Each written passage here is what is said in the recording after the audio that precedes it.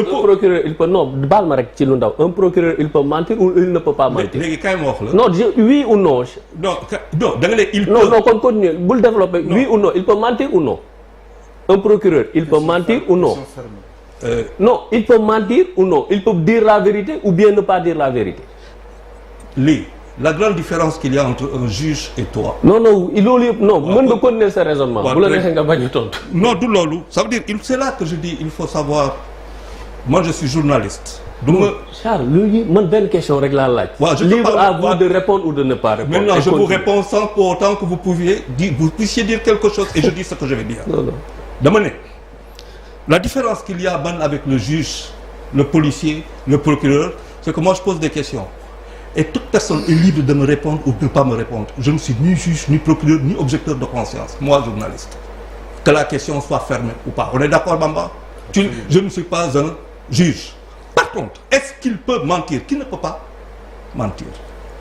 La question elle est claire. Qui peut? Dès que tu dis peut, tu parles de pouvoir.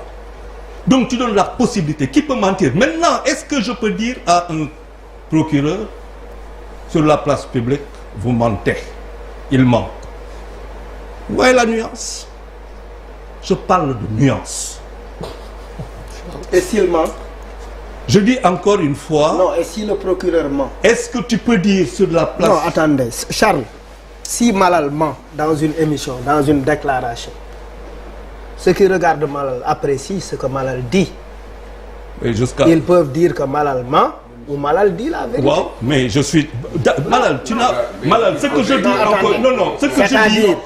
Non, par l'individu procureur. Non, je dis encore... Non, Malal, mais toute personne qui porte une parole, bépp doomu aadama qui porte... Mais je dis encore une fois... bépp doomu aadama Malal buy jóg di yëkkati kàddu ci kanamu askan bi nit ñi am nañ ci appréciation am nañ ci gis-gis am nañ ci opinion mën nañ ko analyser. waaw ci li muy wax buñ ko déggee ak seen xel mën nañ xam ndax li muy wax yanu na maanaa wala yanuwul maanaa. bu dee li muy wax yanuwul maanaa il ment.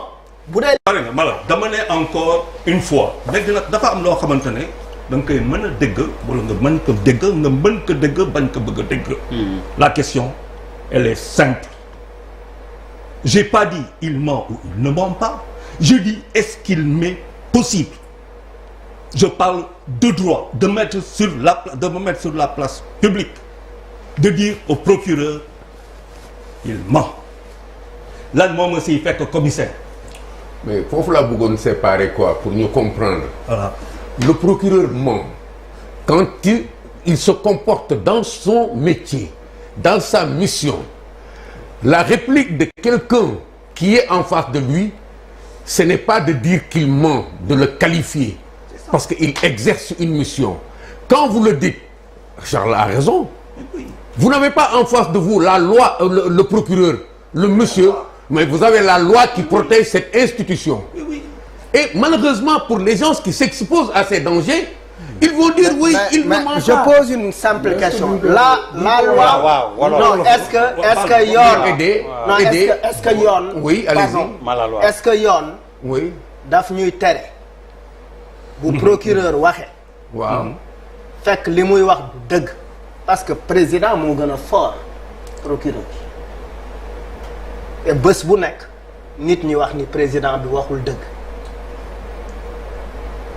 te bu ñu apprécier il nous est arrivé plusieurs fois ou des ay yooni yoon ay nit jiite nañ fi réew mi wax ñu lu dul dëgg imaam yi xam ko ñenn ñi am sañ-sañ di ko wax kilifa diine yi xam ko ñenn ñi am sañ-sañ di ko wax duñ ko wax journalistes yi xam ko ñenn ñi am sañ-sañ di ko wax te du ñeneen ñi am sañ-sañ duñ ko wax. Donc en réalité si on est capable dans ce pays de dire à un président qu'il ment, on doit être capable de dire à un procureur il ment. Non, c'est pas la même chose. Parce que l'attitude, la posture de celui qui dit à un président tu mens est une posture politique. Ici, on est dans une situation différente où les individus auxquels on adresse ce machin-là, su fekkee ni ñooñu ci seen qualité lañ leen jël ci seen mission lañ leen jël. loolu kenn amatul possibilité analyser ko nii loolu day échapper ci débat bi ak sunu intellect. da ciy échapper parce que il faut ñu figer loolu pour que société bi mën dox.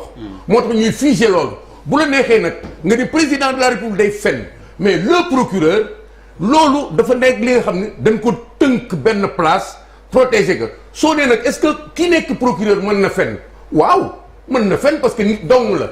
mais su fekkee day def liggéeyu procureur wala yow miy wax da nga ko jël ci rôle procureur am soo waxee da ngay fen loi bi nga daje woo ak moom.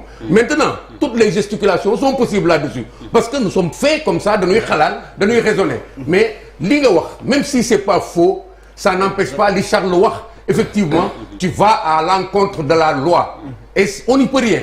on n'y peut rien noonu la demee. Maître El Hadji Diouf avocat à la cour xam ne dafa am protection wu. En tant qu'avocat, comme tous les autres avocats, c'est un justiciable, c'est vrai. Mais am na benn malade bu ko wër. dañ ko suspendre barreau 6 mois parce que dañu pare. procès waxul procureur bi de parce que procureur sax c'est une institution mais nit la en même temps dafa ne le tribunal a menti dama ko si doon yokk rek. après je vous laisse 6 mois ko ci fekk. 6 mois de suspension. Et c'est parce qu'il est avocat.